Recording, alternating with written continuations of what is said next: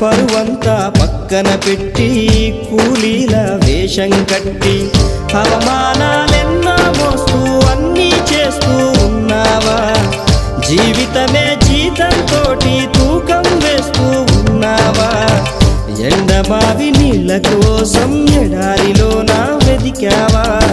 ముళ్ళదారిలోన నువ్వు గాయమయ్యి నిలిచావా?